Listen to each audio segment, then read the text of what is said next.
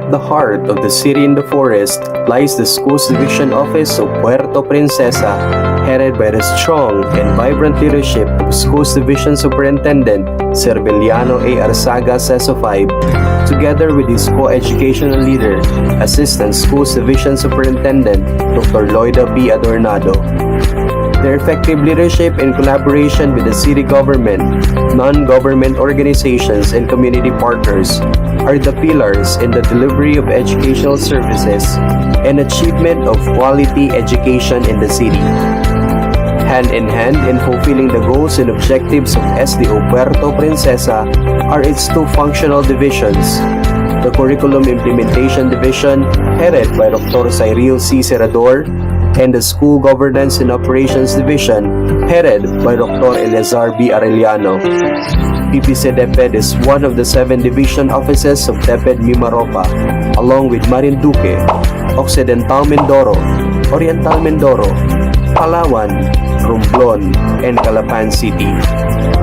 At present, there are already 75 elementary schools and 26 secondary schools, with a total of 101 public elementary and secondary schools in the division of Puerto Princesa, with an enrollment of 70,983 learners. Furthermore, 45 private schools are also enlisted under the division, which offer elementary or secondary education or both.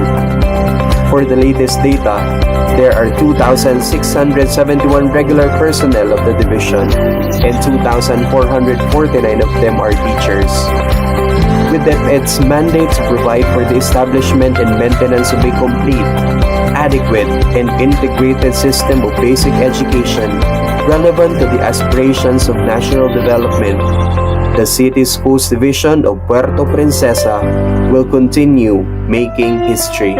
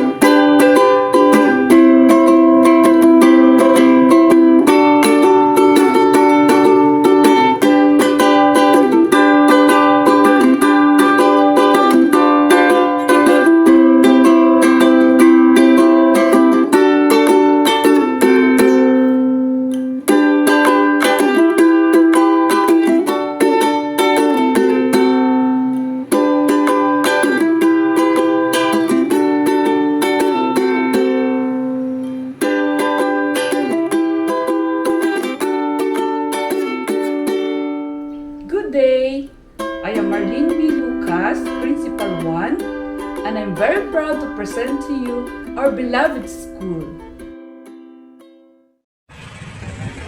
Santa Cruz Elementary School is a public school situated along the highway at the heart of Barangay Santa Cruz, Puerto Princesa City northbound with 30 kilometers away from the city proper. The school caters complete elementary level with 8 teaching personnel and 166 officially enrolled learners.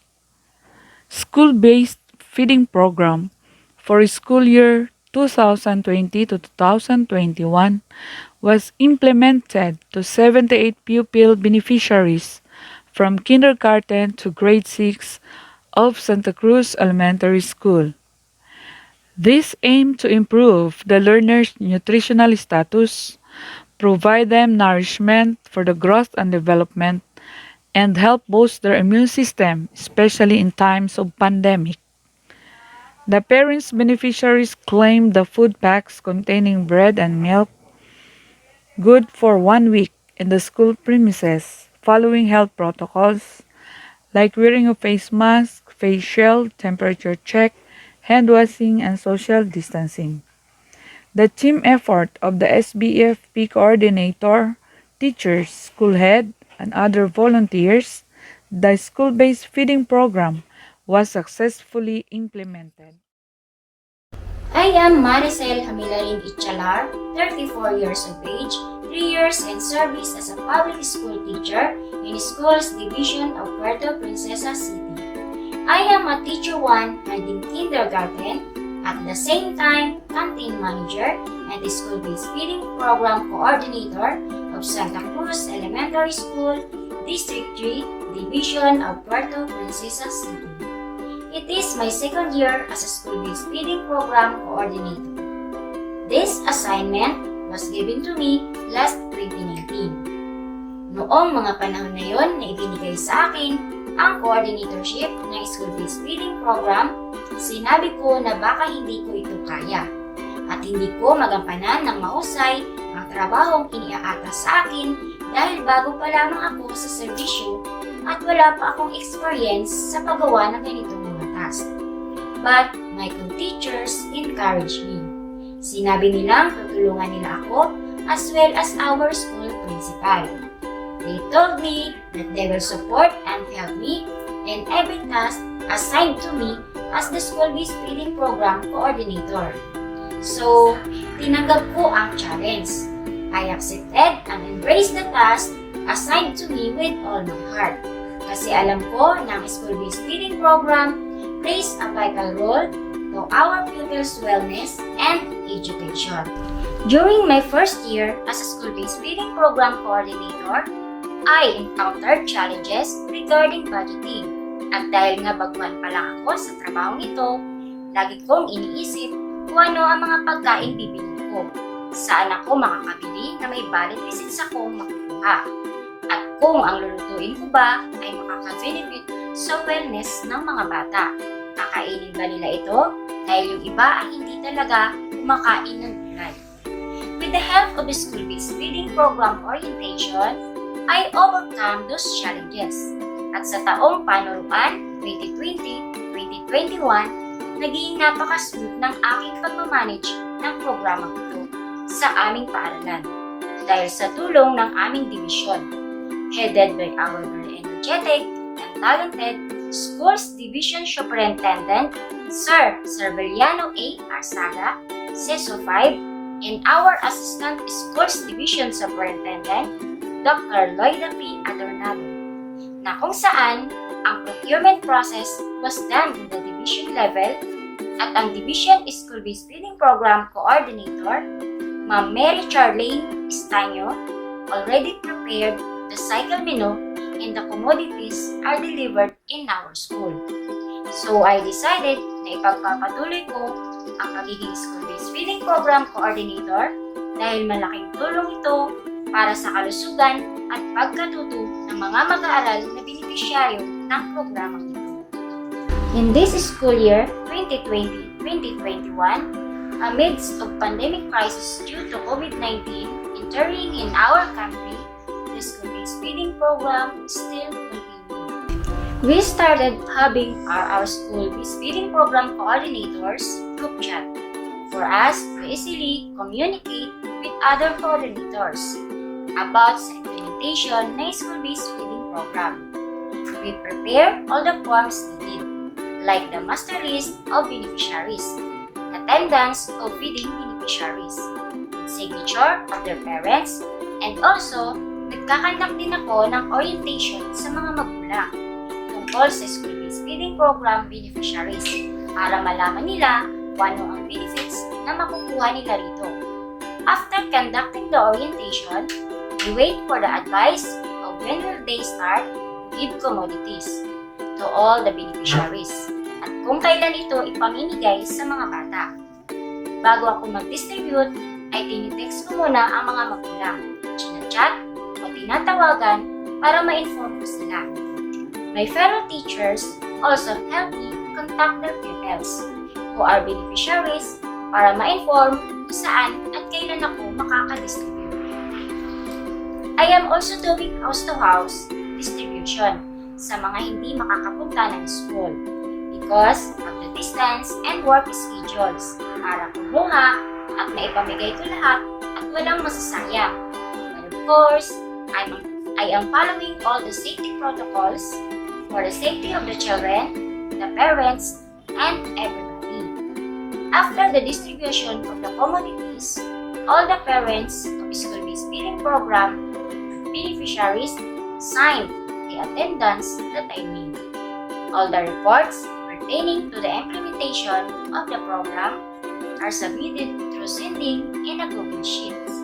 The school-based feeding program implementation in Santa Cruz Elementary School was made possible because we developed good partnership with the LGU, we practiced linkaging with the stakeholders, madalas kaming pinahihiram ng kanilang barangay multicab sa paghahakot ng mga gatas sa drop-off area.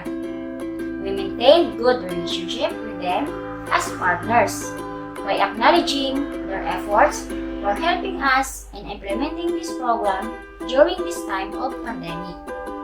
With the help of this program, I can contribute to the wellness of the beneficiaries, provide good nutrition amidst the COVID-19 pandemic, and I'm 100% confident because I do my very best just to implement this program in our school. To all my fellow school-based feeding program coordinators, I would like to share that first of all, we make sure that we as coordinators are in good condition, healthy, and happy every day in doing our task. Successfully monitor and evaluate the school-based feeding program, be a good implementer and doer of the implementation, getting the commodities that needs to be distributed to the beneficiaries on time, even amidst of pandemic. Huwag din natin kalilimutan na mag-document ng mga ginagawa natin. Kailangan ang complete monitoring form with supporting features for the program implementation. You need to be very resourceful at may passion dapat sa lahat ng ating mga ginagawa.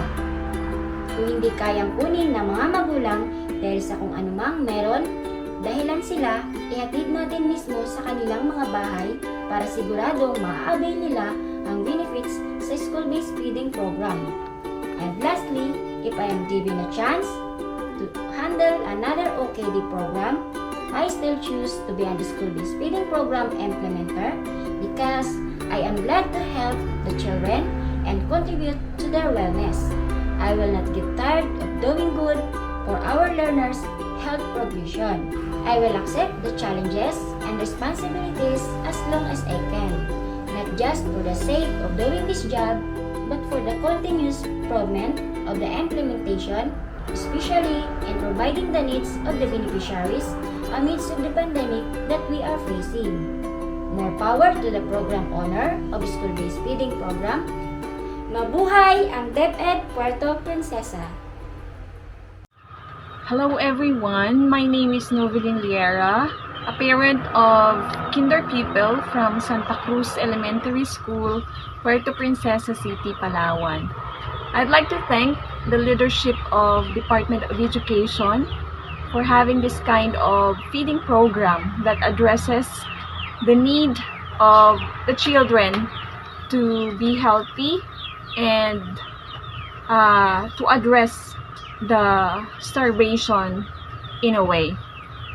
Salamat because through this program, the children, especially to those less fortunate na hindi kayang i-afford na magkaroon ng basic necessities sa buhay, I believe that through your program, through this feeding program, it is a helpful tool to address this kind of problem. I hope that every one of you from this Department of Education would still have this willingness to support and to uplift the life of the children through your program. Maraming salamat po and God bless you all. Magandang araw po sa inyong lahat, lalo na sa kagawaran ng edukasyon ng Puerto Princesa. Ako po ay si Ginang Cecilia Castigador ng Barangay Santa Cruz. Ina po na beneficiaryo ng feeding program sa school na ito. Lubos po akong nagpapasalamat sa programang ito dahil ito ay malaking tulong po sa amin sa panahon ng pandemya. Lalo tigit sa lahat ay sa hirap ng buhay sa panahon ito. Ito ay malaking tulong sa mga bata. Nagustuhan nila ang mga gatas at tinapay na pinamimigay sa kanila. At nasisihan po kami mga magulang dahil sa programang ito. Hindi lang po sana sa hindi lang po sana sa school na ito, kundi sa ibang school pa, makatulong pa ito sa iba pa. Maraming salamat po at sana tuloy-tuloy po ang programa na ito upang makatulong po sa maraming tao, lalo tigit sa mga bata sa school. Maraming salamat po. Isang magandang araw po sa inyong lahat. Ako po si Ginay Jocelyn Minyaw ng Barangay Santa Cruz, lungsod ng Puerto Princesa. Isa po sa mga magulang ng beneficiary feeding program ng Santa Cruz Elementary School. Bilang isang magulang, ako po lubos na nagpapasalamat sa nagawaran ng edukasyon at sa feeding program dahil ito po ay malaking naitutulong sa aming mga anak, lalo na po sa mga ibinibigay na tulad ng gatas, tinapay at iba pa. Ito po ay nakapagbabago ng timbang o nakapag-i-improve sa aming mga anak. Sana po ipagpatuloy ang magandang programa para po sa ikagaganda at kaunlad ng aming mga anak. Marami pong salamat. Magandang araw po. Ako po si Maya Adeline T. Castigador ng benepisaryo ng feeding program ng Santa Cruz Elementary School.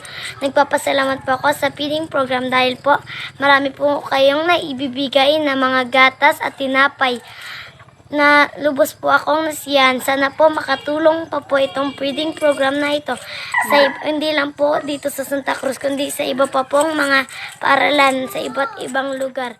Maraming salamat po. Mabuhay po kayo.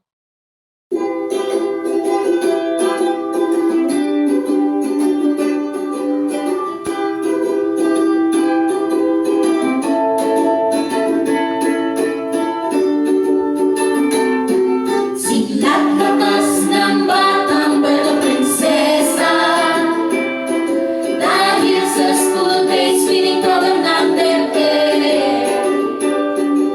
sa bawat panahon patuloy ang layunin na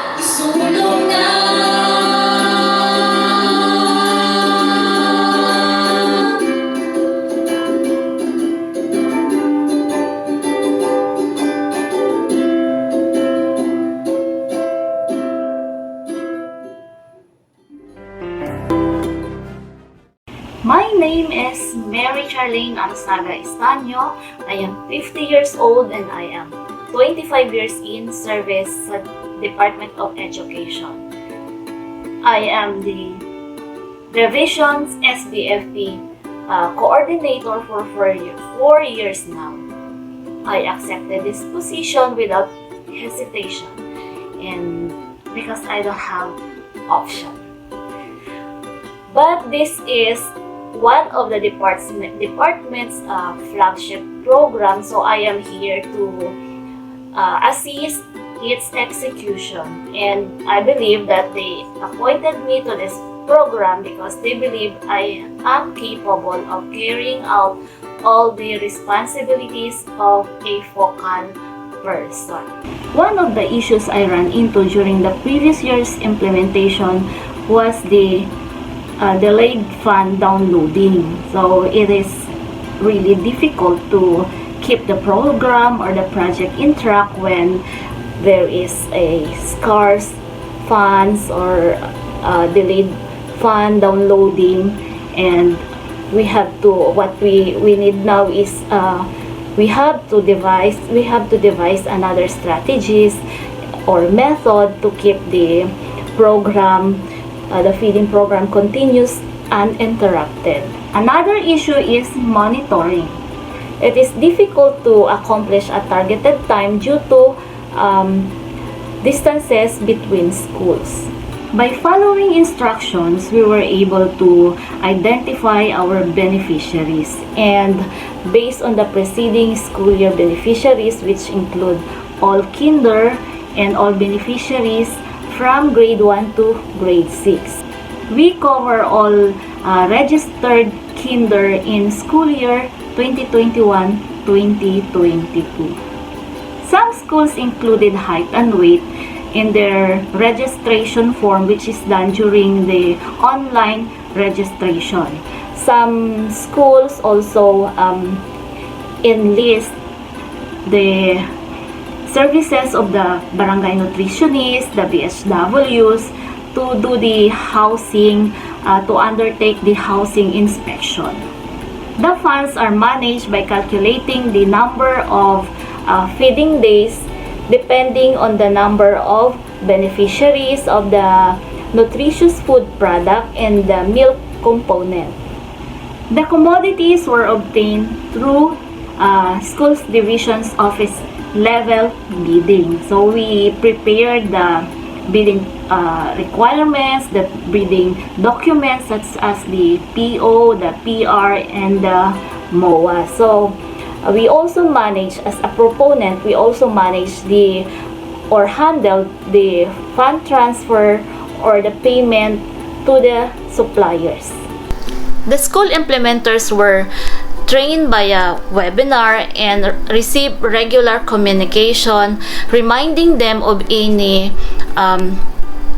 changes or any modifications or reports that they needed to be aware of or submit through the GC. The commodities, nutritious food product, commercial milk were transported school to school by the supplier. Some schools use the drop-off school to claim their goods. The supplier is responsible for the transportation costs. At the 6 drop-off schools, fresh Carabao milk was delivered. There was a budget which came from the program support fund set aside for the transportation and assistant expenses of the schools that will claim their fresh milk from the drop-off point. The implementation was monitored through school visit and during the delivery of the product. The coordinator submitted a weekly accomplishment or weekly assessment report to the division. They also provided pictures or images, videos submitted through the GC. We had difficulty in monitoring, especially those at the last mile school, and due to the pandemic and city's health rules, school visit or field works were limited.